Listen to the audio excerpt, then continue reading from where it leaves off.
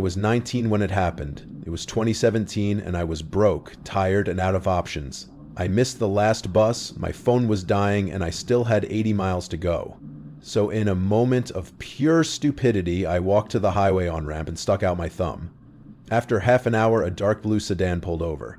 The driver looked normal, mid-40s, calm face, nothing strange. "Where are you headed?" he asked. I told him the town. "Hop in," he said. I got in the back seat, thanked him, and we drove into the night. For a while, it was quiet. Until the car started to slow down, turning somewhere it shouldn't have. I sat up straight, my heart already pounding in my chest. We were going down an exit ramp, way too early. "Hey," I said, trying to keep my voice calm. "My exit's still like 50 miles away." But the driver didn't say a word. His hand stayed steady on the wheel, his eyes fixed ahead. The car kept gliding down that ramp like it had a destination I didn't know about. At the bottom, where the road split, I saw bright lights from a gas station to the left. Safety, people, cameras, but instead he turned right. Right into a road that vanished into a wall of black trees.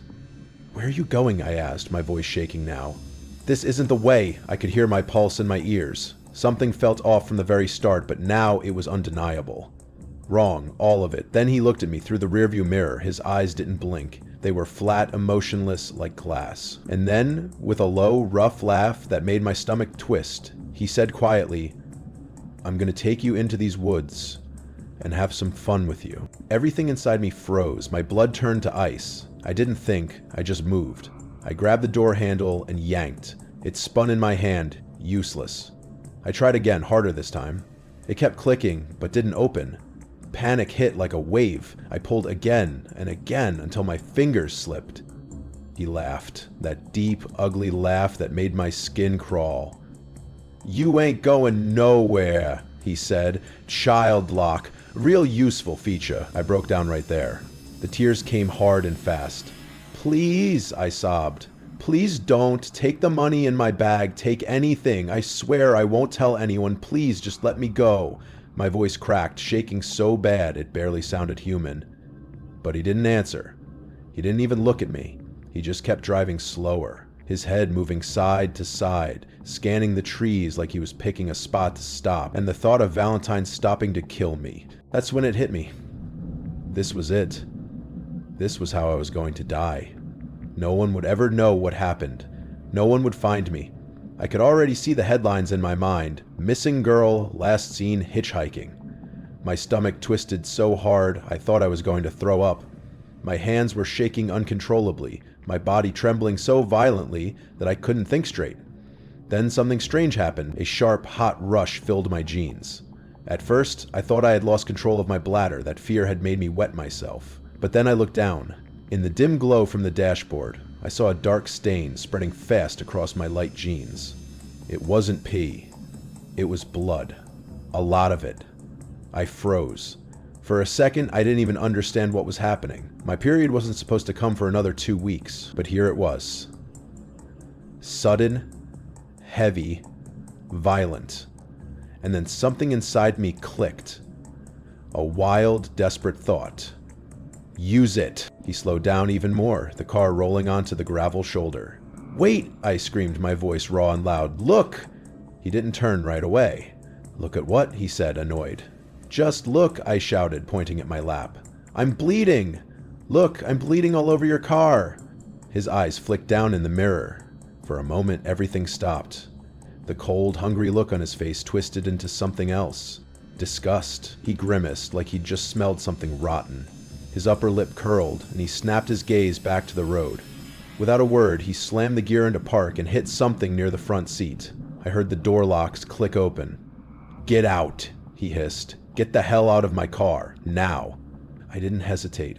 I grabbed my backpack, shoved the door open, and stumbled out onto the gravel. My knees hit the ground, hard, but I didn't care. He leaned over the passenger seat, shouting after me. "You breathe a word of this to anyone," he growled. "I'll find you. I'll finish what I started, you understand me?" I didn't respond. I just ran, straight into the woods. I didn't care about the branches cutting my arms or the thorns tearing at my jeans. Every step hurt, but the only thought in my head was run. I expected to hear gunshots behind me. I expected to feel something tear through my back, but all I heard was my own breathing. Sharp, broken gasps in the cold night air. I dove behind a massive tree and crouched, pressing my hands over my mouth.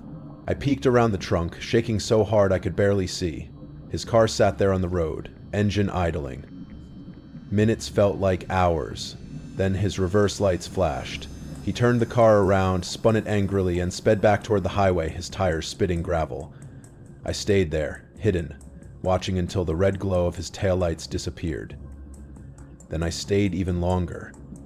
Maybe 10 more minutes, just shaking, crying. My jeans were cold and sticky, my whole body numb. When I finally got up, the world was dead silent. No cars, no lights, just me and the sound of the wind through the trees. I walked. I didn't know where I was going, just that I had to keep moving. 20 minutes later, I saw headlights again in the distance. My heart dropped. What if it was him coming back? I froze. But then I saw it was a big white truck. An old delivery truck. I didn't think. It ran straight into the road, waving my arms. The truck screeched to a stop. The driver, an older man with kind eyes, looked at me, covered in dirt, tears, and blood. He didn't ask questions. He just opened the door and said, "Get in, kid. You're safe." He drove me straight to the nearest police station. I told them everything.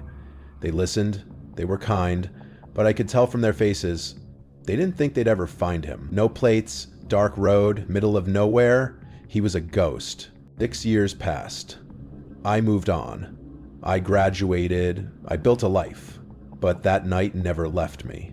Then, one evening, I was at home flipping through TV channels. I landed on an HBO true crime documentary, interviews with serial killers. I wasn't paying much attention until I heard that voice. I looked up, and there he was. That same man. The same face, the same eyes. Cold, empty. He was sitting in a prison jumpsuit, talking calmly about the women he'd attacked, the ones he'd murdered. My whole body went cold. I dropped the remote. It felt like the air had been sucked out of the room. I don't remember the rest of the documentary. I only remember his face on the screen. The way he smiled when he described what he'd done. He was on death row. I don't say his name. I refuse to. I force myself to forget it. But I'll never forget that face. And I'll never forget what my body did that night. Later, I learned that what happened to me is real. A documented reaction to life or death terror. In moments of extreme fear, a woman's body can trigger an immediate, heavy period. It's a primal defense mechanism, a biological way to repel predators. And that's what saved me. My own body, my fear, saved my life. Not my begging, not my phone. My own body did the one thing that stopped him. And that's the only reason I'm alive to tell this story. It still chills me to think how close it was. Have you ever trusted someone and felt danger too late? Share your story below. Maybe it'll help someone else stay safe.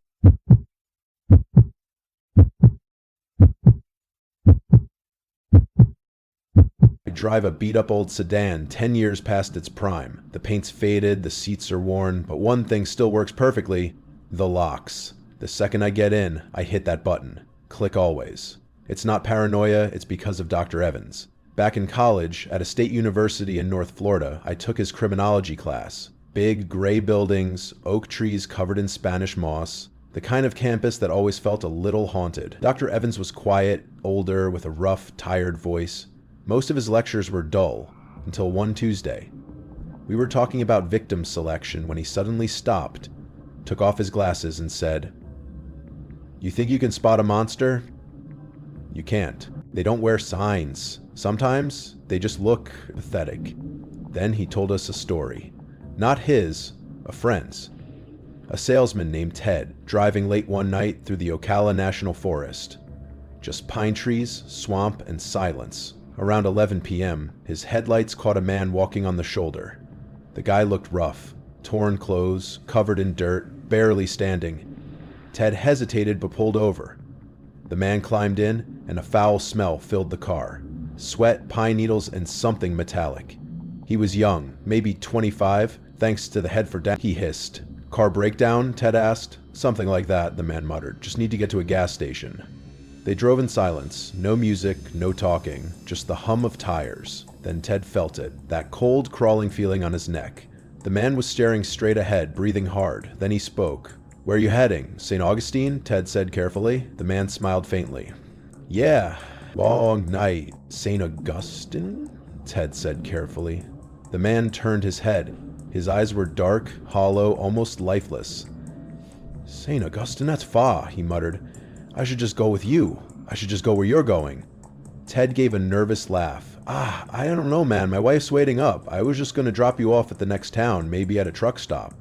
But the man didn't respond. He just kept staring, his eyes fixed on Ted's face. They wouldn't stop talking, he said suddenly. Ted blinked. Who? My parents, the man whispered. They never stopped. Said I was lazy, said I was no good, said I was a mistake. Over and over, all day, every day, so loud in my head. Ted's grip on the steering wheel tightened.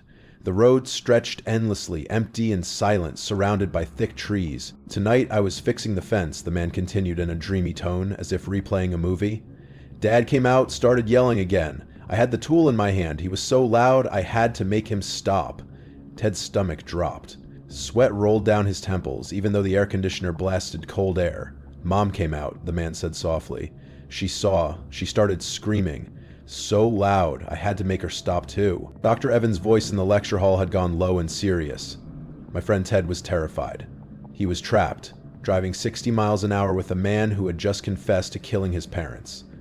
It was messy, the man said blankly. It gets all over you.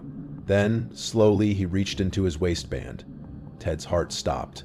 His foot hovered over the brake. The man pulled out a knife. Not a small one, but a thick, heavy-bladed utility knife. The handle was wrapped in black tape. The blade was dark, sticky, covered in dried blood and grass. See, he said, holding it up to the dashboard light. Ted's heart hammered in his chest. Then, just ahead, he saw it. A flicker of neon light. A gas station. Small, isolated, glowing faintly in the darkness. It looked like salvation. Hey, Ted said, voice trembling but trying to sound normal. There's a gas station right there. You said you needed one, right? He turned into the gravel lot, parking right in front of the bright glass doors. The man didn't move at first. He stared at the knife, then at Ted. His face softened, almost sad. Yeah, he said quietly. This is good. He opened the door, stepped out, and walked around the side of the building, the bloody knife still in his hand. Ted sat frozen. His body refused to move. The air felt too heavy to breathe. Then instinct took over. He slammed the car into drive and tore out of that lot, gravel spraying behind him. He didn't stop until he reached his driveway, locked the doors, and sat there, shaking in the dark. Dr. Evans had paused for a long time before finishing. Ted called the police. They searched the gas station, the woods, the road. Nothing. The man was gone. Vanished. He adjusted his glasses, looked around the silent classroom, and said softly, Ted sold that car the next week, never drove alone again. He said no matter how many times he cleaned, he could never get the smell out of that car. And from that night on, he swore he would never, ever stop for anyone on the side of the road again. When the class bell rang, it made me jump. Everyone filed out quietly, but that story stuck with me. Even now, every time I drive at night and see someone walking in the dark, I feel that same chill run down my spine. Have you ever felt that uneasy feeling like someone you passed on the road wasn't what they seemed? Tell me in the comments. Your story might warn someone else. If you want more true horror stories that stay with you long after the video ends, watch the next one right here.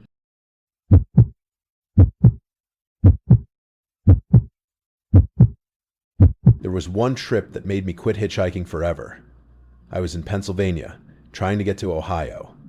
The day before was warm and sunny, so I wore shorts and a t-shirt, but the next morning it was pouring. Cold, heavy rain that soaked me in seconds. I stood on the side of a 2-lane highway, shivering and desperate, holding out my thumb.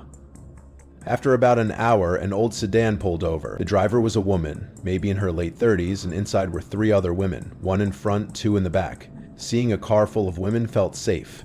I ran to the window and the driver rolled it down. Where are you headed? She asked. Trying to get to Ohio, I said. Even the border would be great. She smiled. Get in, I tossed my backpack in and climbed inside, relieved to finally be out of the rain. As I settled in, I noticed something. The woman in the passenger seat had a black ankle monitor, the kind people wear on house arrest. I tried not to panic. Maybe they were just on parole. Just stay calm, I told myself. We drove for about 20 minutes before the driver said, Gotta stop for gas. She pulled into a small station, rain still hammering down on the roof. She got out to pump gas. The 3 women in the car didn't move or speak. They just stared straight ahead, silent, like they were waiting for something.